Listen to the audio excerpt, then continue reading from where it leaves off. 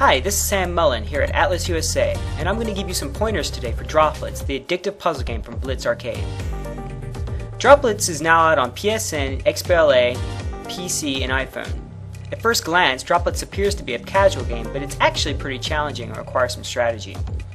Here are a few tips. When you first play Droplitz, the board can be a bit overwhelming with the paths going this way and that. But in reality, there are only 5 types of dials. I dials, Y dials, U dials, L dials, and X dials. One of the first hurdles to mastering Droplitz is to learn the dials and know how to position them. You see, certain dials almost always require certain orientations in certain situations. Once you understand this, you'll be turning dials without worrying if they immediately connect to something or not. Let me show you an example. Now we have some really good examples on this screen. Before I even start worrying about paths, there's some dials here that just need to be turned right off the bat. For example, these 2 I dials here at the bottom, they'll never be of any use in the current position, so I'm going to go ahead and turn them upright. After that, I'll never need to touch them again because that's the only way they're going to connect. Next, up in the corners, I have some L dials. Droplets don't come out of walls, so in this position they'll never be of any use. So I'm going to go ahead and turn them and orient them towards the droppers like this. Another common example would be this Y dial here at the bottom. Sometimes they end up falling like this, pointing into a wall, but it'll never make a connection, despite the fact that it actually connects to the 2 dials above it. So when these Y dials straddle the base like this one, always turn it so it points up. Same for this L dial here. They're never functional like this when both ends point down or up, so just turn it. It doesn't really matter which way you turn it, just so that one end is up and the other is down.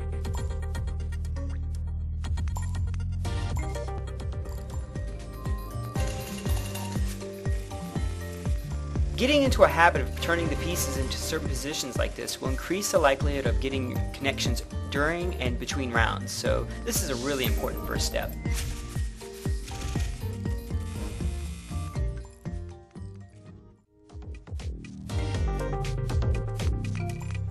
After you understand the dials, the next thing to tackle is the paths themselves. A common practice for beginning Droplitz players is to sort of start in the middle of the board and look around for connections. This may be intuitive, but it's not really the most efficient thing to do. This can really lead to trouble in the larger boards, where it's easy to get lost if you don't have a plan.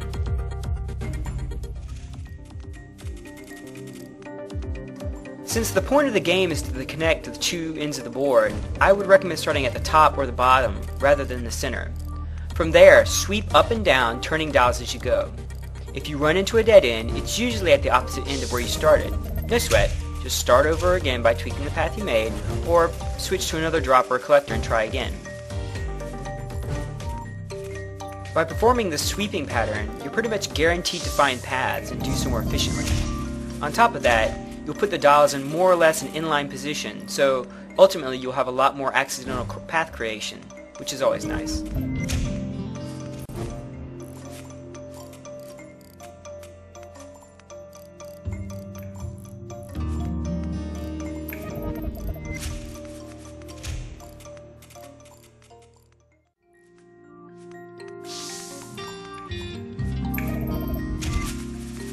Once you have the basic dial shapes and path flows down, you should be able to consistently make paths without too much stress.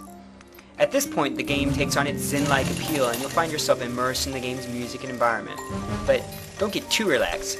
Now it's time to show your A game. When you connect all the droppers and connectors on the board to paths, you'll get what's called a full house. When you do this, you get 200 points for every dropper and connector, on top of the normal points you get for the dials you used. On a small map, that's at least an instant 1,000 points right there. You can't make a full house with every dial set up, but with some practice you'll find that full houses become easier and easier to make. Be sure to use U dials to help you connect droppers and collectors that appear to be isolated. Also, try to think ahead and position dials to be more helpful, and try to get rid of troublesome I dials as soon as you can.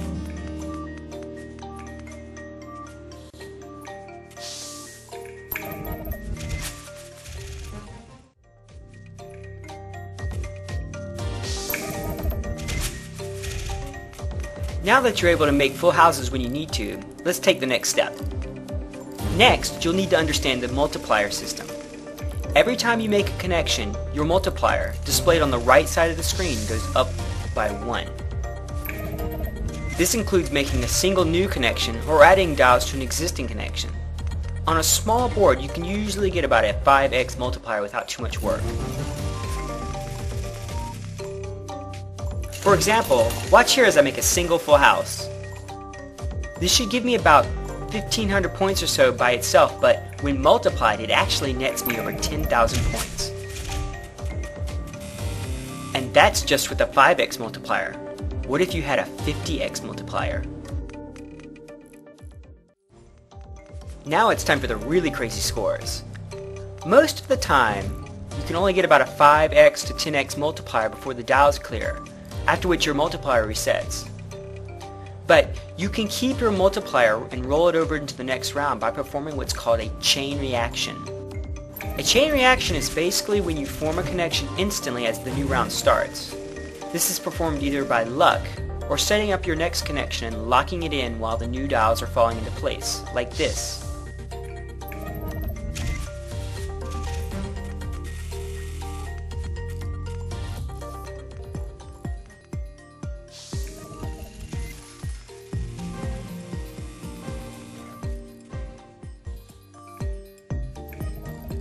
By rolling your multipliers into the next round repeatedly, and with a little luck, you can build really high multipliers. For example, in this game, I built an 82x multiplier. Not only did this cause my score to rise more rapidly, but in the end it netted me over 700,000 points instantly when the combo ended.